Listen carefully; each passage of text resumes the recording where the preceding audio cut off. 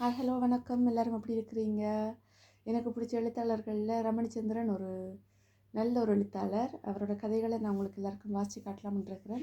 ஒவ்வொரு எபிசோடாக உங்களுக்கு நான் வாசிக்கிறேன். உங்களுக்கு பிடிச்சிருந்தா தொடர்ந்து கேளுங்க, கமெண்ட்ஸ் போடுங்க.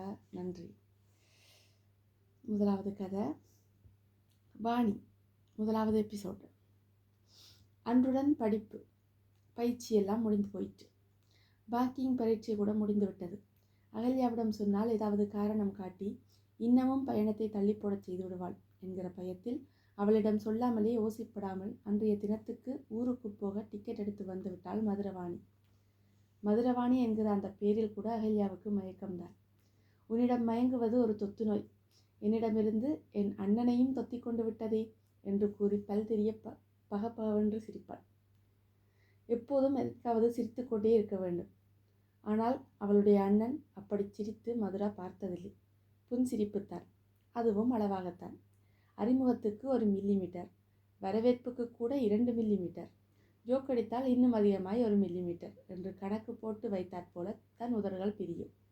அவனுக்கு எல்லாமே கணக்குத்தான். ஏன், அகல்யா சொன்னது போல ராஜாராமனுக்கு எந்த மயக்கமும் தொத்தி கொண்டு விட்டதாக வாணிக்கு தோன்றவில்லை.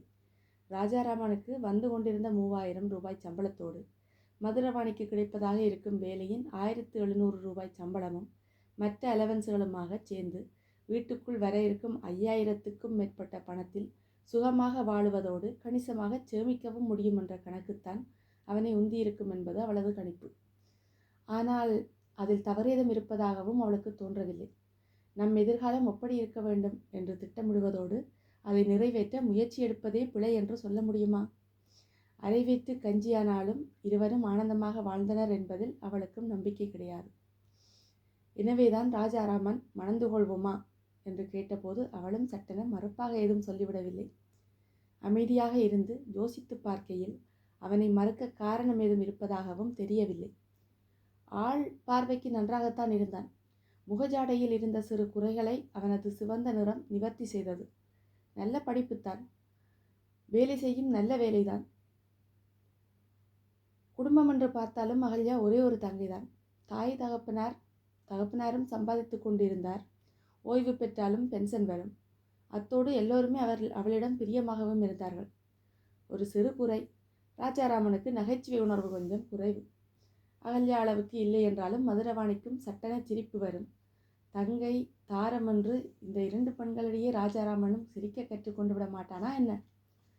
மறுபடியும் கிடைக்க இருக்கும் இந்த வேலை தவிர சொத்து நகை என்று எதுவும் இல்லாத மதுரவாணிக்கு இப்படி ஒருவன் கிடைக்க இருப்பதே பெரும் அதிர்ஷ்டம் அல்லவா? உறவு என்று கூறவும் ஒரே ஒரு தமக்கையை தவிர மதுரவாணிக்கு யாரும் இல்லை. அந்த சகோதரிக்கும் அவளுடைய 4 பிள்ளைகள், புருஷன், அவனை பெற்றவர்களைத் தவிர உலகில் வேறு யாரும் இருப்பது பெரும்பாலும் நினைவு வருவது இல்லை. பெரும்பாலும் மறந்து போய்விடுகிறது. உறவு அக்கா கோகிலவாணிக்கு வெகு அபூர்வமான நினைவு வருவதும் உண்டு. அப்படி கடைசியாக நினைவு வந்ததன் பயன்தான் அப்பா வைத்துவிட்டு போன ஒரே சொத்தான வீடு விற்பனையானது. அவ்வளவு பணத்தையும் என்னதான் செய்தார்களோ? லீவுக்கு லீவு மதுரவாணி அக்கா வீட்டுக்கு சென்ற போதெல்லாம் தடவைக்கு தடவை அங்கே வளம் குறைவது அவளுக்கு நன்றாகவே புரிந்தது. 2 பெண்களும் 2 கண்கள் என்று வளர்த்த தந்தை மூத்தாள் பெண் என்கிற எண்ணம் இல்லாமல் தன் நகைகளையும் கோகிலவாணிக்கு பூட்டி மனம் முடித்த தாயார் இருவரையும் எண்ணி பார்த்துத்தான் வீட்டை விற்பதற்கு மதுரவாணி சம்மதித்ததே. உன் படிப்புக்கே நிறைய செலவாகி விட்டதில்லையா மதுக்குட்டி என்று தமக்கை பூசி மொழிகிய போது கூட அவளுக்கு சிரிப்பு வந்ததே தவிர கோபம் மூளவில்லை. தங்கையிடம் கூட வீட்டு வறுமையை வெளிப்படுத்திவிடக் கூடாதாம். வரட்டு கௌரவம் என்று நினைத்தாலும் தங்கையின் மனம் உலகி போயிற்று. மேலே செக்ரட்டரி கோர்ஸ் ஒன்று பயின்று முடிப்பதற்கு தேவையான படிப்பு கட்டணத்திற்கும் தங்கும் செலவிற்கும் என ஒரு 10,000 ரூபாயை மட்டும் எடுத்துக்கொண்டு மற்ற பணம் முழுவதையும் கோகிலாவிடமே கொடுத்து விட்டாள். அதில் அவளுக்கு வருத்தமும் இல்லை. அப்பா அழைப்பது போல அவ்வப்போது மதுக்குட்டி என்று அவளை கூப்பிடுவது இப்போது கோகிலா மட்டும்தான். அந்த அழைப்பிலேயே மதுரவாணியின் மனம் கனிந்து போய்விடும். அத்தோடு கோகிலாவின் பிள்ளைகள் கடைக்குட்டியை இடுப்பில் தூக்கி கொண்டு இந்த வாள்களோடு விளையாடத் தொடங்கினால் லீவு நாள் தொடங்கும் போதே திரும்பவும் கிளம்ப வேண்டிய நாள் விரைந்தோடி வந்துவிடுவது போலாகிவிடும். சித்தி சித்தி என்று வளைய வரும் அந்த பிள்ளைகளின் நல்வாழ்வுக்கு அப்பாவின் வீடு பயன்படுமானால் அதில் மதுரவாணிக்கு சந்தோஷம்தான். இப்போது தங்கையின் படிப்பு முடிந்தாகிவிட்டால் அவளது திருமணம் பற்றிய நமைச்சல் அக்காவுக்கு தொடங்கி இருக்கக்கூடும். அது பற்றி ஒரு சின்ன உறுத்தல் கூட உனக்கு வேண்டாம். இப்போது அணிந்திருக்கும் சிறு தோடுகளும் ஒற்றை சங்கிலியும் வளையலும் ஒருவர் தயார் என்றால் அக்கா மறுப்பேதும் சொல்லப்போவது இல்லை.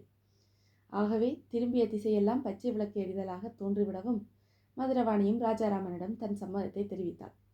தெரிவிக்கும் போதே அடிமனதில் ஏதோ நெருடலை உணர்ந்து, ஊரில் என் அக்கா அத்தான் இருக்கிறார்கள், அவர்களிடம் ஒரு வார்த்தை கேட்டுக்கொண்டு திருமணம் பற்றிய ஏற்பாடுகளை செய்யலாம் என்று முடித்தாள். ராஜாராமனும் வழக்கம் போல தன் அளவான புன்னகை புரிந்து தன் மகிழ்ச்சியை வெளிப்படுத்தினான். மதுரவாணி ஊருக்கு கிளம்பிய போது அண்ணன் தங்கை இருவருமே வழியனுப்ப வந்தார்கள்.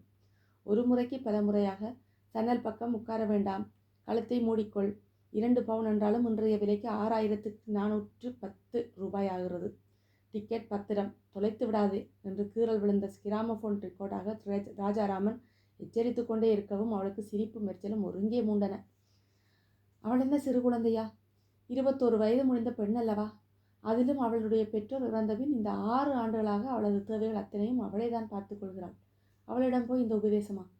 மீண்டும் ராஜாராமன் தொடங்கவும், ஒன்று கேட்கலாமா என்று அப்பாவி போல வினவினாள் மதுரவாணி. என்னது? இரவில் தூங்கலாமா? பின்னே தூங்குவதற்காகத்தான் 29 ரூபாய் கட்டி பேர்த் வாங்கியிருக்கிறாய். ஆனால் தூங்கும்போது ஒரே அடியாக 5 தூங்காமல் அரை தூக்கமாய் தூங்க வேண்டும். இல்லை, கழுத்தில் சங்கிலியை அணிந்து கொண்டு தூங்கலாமா என்பதில் தான் சந்தேகம். என்ன இருந்தாலும் 2 பவுன் இன்றைய விலைக்கு 6400 சொச்சம் ரூபாய் ஆயிற்றே என்று அவனைப் போலவே பேசி காட்டவும் தான் அவளது கேலி ஒருவாறு ராஜாராமனுக்கு புரிய வந்தது. அண்ணனின் கோபத்துக்கு பயந்து சிரிப்பை அடக்கிக் கொண்டு எங்கோ பார்த்தாள் அகல்யா. கோபப்படுவதா, அதை அடக்கிக் கொண்டு சிரித்து சமாளிப்பதா என்று ராஜாராமன் திணறிக் கொண்டிருந்த போது மீண்டும் மதுரவாணியை பேசினாள். அடடடடா, என்ன மடத்தனம் என்று தலையை தட்டி கொண்டாள்.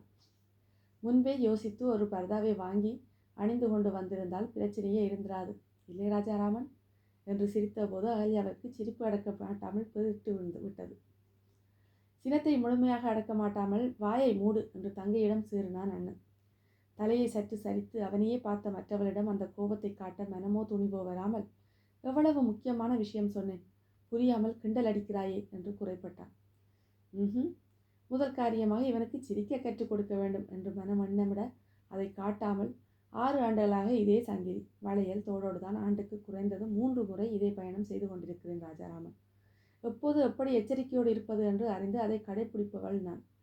அதனால் கவலைப்படாமல் என்னை வழி அனுப்புங்கள் என்று இதமான குரலில் கூறி விடைபெற்றாள் அவள். குரலில் இதத்தோடு கொஞ்சம் அழுத்தமும் இருக்கவே அதற்கு மேல் ஒன்றும் சொல்ல முடியாமல் வாயை மூடிக்கொண்டான் ராஜாராமன். ஆயினும் நான் நல்லதுக்கு சொன்னால் நீ கேட்கவில்லையே என்கிற பாவனையோடு அவன் நின்றதும் மனதை உறுத்த, இந்த ரயில் எப்போதடா கிளம்பும் என்று தோன்றத் தொடங்கிவிட்டது மதுரவாணிக்கு.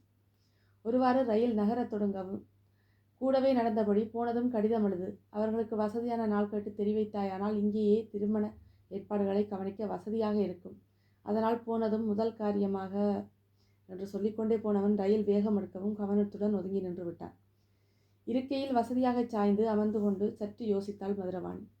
திருமணத்திற்கு சம்மதம் என்று ஒரு வார்த்தை சொல்லும் முன் இந்த போர் அடிக்கிறானே, இவனோட ஆண்டு கணக்கில் வாழுகிற வாழ்க்கை எப்படி இருக்கும்? வெறுத்து விடுமோ? காலையில் எழுந்து வீட்டு வேலைகளை முடித்து கொண்டு ஆளுக்கு ஒரு திசையில் வேலைக்கு போய்விட்டு மாலையில் திரும்பி வீடு புகுகிற போது போரடிப்பதற்கோ வெறுப்பதற்கோ நேரமிராது என்று தோன்றியது அவளுக்கு. அப்புறமாய் புதுமுகம் தீருகிற போது குழந்தை குட்டு என்று ஆகிவிட்டால் அப்போதும் போரடிக்க நேரமிராதுதான். நிம்மதியுற்றவளாக மனதை தமைக்கை விட்டு பக்கம் திருப்பினாள் அவள். மதுரவாணியை விட 8 ஆண்டுகள் மூத்தவள் கோயிலவாணி. அவளது 18வது வயதில் வாசு பிஏவுடன் திருமணம். அடுத்த ஆண்டு முதல் மகள் சுகன்யா உதயம். 2 ஆண்டுகள் கழித்து சுகன்யா. அடுத்தும் பெண் பிறந்து விடுமோ என்று அஞ்சி தயங்கினாற்போல் ஓராண்டு அதிக இடைவெளி விட்டு பிறந்த பையன் கண்ணன். அவனுக்கும் பிறகு சொகுசாக பிறந்தவன் பாபு, 2 வயது. இந்தியாவின் ஜனத்தொகை கணக்கிற்கும் கோகிலாவாணியின் குடும்ப நிலைக்கும் பிள்ளைகள் எண்ணிக்கையில் பாதி அதிகப்படி என்பது மதுரவாணியின் எண்ணம். ஆனாலும் சித்தி என்று வளைய வரும் குழந்தைகளை பார்க்கையில் அவளுக்கு வெகுவான ஆனந்தம்தான். ஆனாலும் அவளுடைய குடும்பம் கச்சிதமாய்த்தான் இருக்கும். 2 பிள்ளைகள். அவை ஆணோ பெண்ணோ, எப்படியானாலும் 2 தான். இரவு உணவை முடித்துவிட்டு படுத்தபடி தனக்கு ஒரு காலத்தில் பிறக்கப் போகும் குழந்தைகளை பற்றி கற்பனை செய்ய தொடங்கினாள் அவள். சற்று முயன்று ராஜாராமனின் முகத்தை மனக்கண் முன் கொண்டாந்தாள். அந்த ஜாடையோடு ஒரு சிறு குழந்தையின் முகத்தை உருவகப்படுத்த முயன்றாள். ஆனால் ராஜாராமனின் சிவந்த முகத்தில் சேவ் செய்த இடங்களின் பாசி படித்த தரை போல காணப்படும் தாடையும் மேலுதட்டு பகுதியும் அவளது கற்பனையை குலைத்தன. சற்று நேரம் முயன்று பார்த்துவிட்டு சலித்து போய் அந்த முயற்சியை அடியோடு கைவிட்டு திரும்பி படுத்து தூங்கப் போனாள் மதுரவாணி. உங்களுக்கு பிடிச்சிருந்தா நான் அடுத்த பகுதியும் வாசிக்கிறேன். நன்றி. பிடிக்கும்னு நம்புகிறேன்.